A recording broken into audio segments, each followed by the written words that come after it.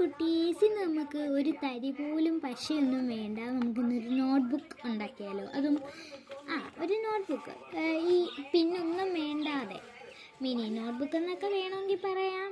അപ്പം നമുക്ക് ഉണ്ടാക്കാം. അതിന് വേണ്ടിയത് ഇതേപോലെ ഒന്ന് മടക്കി കൊടുക്കണേ.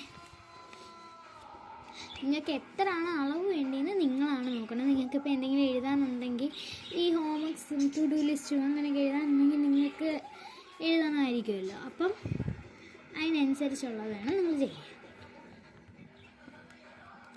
ഞാൻ എന്താ ഇത്ര ആട്ടോ എടുത്തിരിക്കുന്നത്. ഇനി ഇതെല്ലാം ഒന്ന് എന്ത് ചെയ്യണം, കട്ട് ചെയ്യണം. ഞാൻ കുറച്ച് പേജസ് എടുത്തിട്ടുണ്ടായിരുന്നു. ഞാൻ എന്താ ഇതേപോലെ കട്ട് ചെയ്തെടുത്തത്. 2 എണ്ണം ഒരുമിച്ചുള്ള ഇതേപോലെ ആട്ടോ ഞാൻ കട്ട് ചെയ്തെടുത്തത്. പിന്നെ ഇതേപോലത്തെ കുറച്ച് പേപ്പർ എടുക്കുക. അതിൽ നിന്ന് ഞാൻ കുറച്ച് പേപ്പർ എടുത്തിട്ടുള്ളൂ കേട്ടോ. കുറച്ച് പേപ്പർ പിന്നെ മാറ്റി വെക്കുക. അതിന് ശേഷം എന്താ ഇതേപോലെ ഒന്ന് എന്ത് ചെയ്ത് കൊടുക്കുക, വരച്ചു കൊടുക്കണേ. എന്നിട്ട് ഇതൊന്ന് കട്ട് ചെയ്തെടുക്കണം. നമ്മളത് പേപ്പർ ഇതേപോലെ കട്ട് ചെയ്തിട്ടുണ്ട്. പിന്നെ നമ്മൾ അടുത്ത പേപ്പറിൽ എന്ത് ചെയ്യണം, ഇതേപോലെ മേലും താഴെയായിട്ട് വരച്ചു കൊടുത്തിട്ടുണ്ട്. ഒന്ന് കട്ട് ചെയ്ത് കൊടുക്കുക.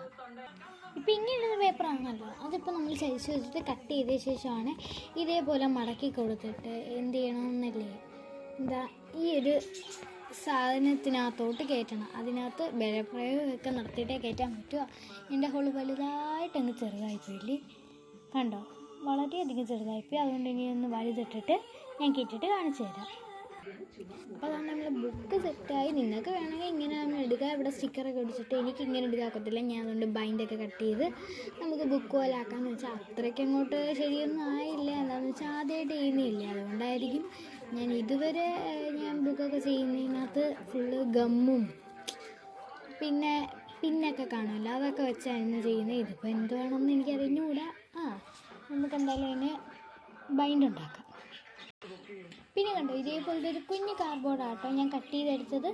ഇത് ഞാൻ പറഞ്ഞല്ലോ, കഴിഞ്ഞിന് ഞാൻ ചെയ്തതിൻ്റെ ആ ഒരു ഷൂവിൻ്റെ കവർ തന്നെയാണ്, കാർഡ്ബോർഡ് തന്നെയാണ്. ഇനി ഒന്ന് പൊതിഞ്ഞെടുക്കണം. അങ്ങനെ നമ്മൾ പൊതിഞ്ഞിട്ടുണ്ട്. ഈ പൊതിയാൻ മാത്രമേ നമ്മൾ പശ എടുത്തിട്ടുള്ളൂ. പിന്നെ ഇതൊന്നും ഇങ്ങനെ ഒന്ന് ഒട്ടിച്ചു കൊടുക്കാൻ, അതാണ് ഞാൻ പറഞ്ഞത്. അപ്പം ഇതേപോലെ തന്നെ നിങ്ങൾ ഇവിടെയാണ് സ്റ്റിക്കർ ഒട്ടിക്കുകയാണെങ്കിൽ നിങ്ങൾക്ക് ഒരു പശയും വേണ്ട. ഇത് നമ്മൾ പിന്നെ പൊതിയാനും ഇങ്ങനെ ഒട്ടിക്കാൻ മാത്രമായിട്ടാണ് കേട്ടോ, പശ എടുക്കുന്നത്.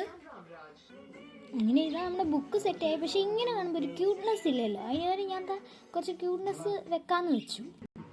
അങ്ങനെ ഇതാ നമ്മുടെ ബുക്ക് റെഡിയായി. സിമ്പിളാട്ടോ, ഞാൻ സിമ്പിളായിട്ട് ഉണ്ടാക്കിയതാണ്.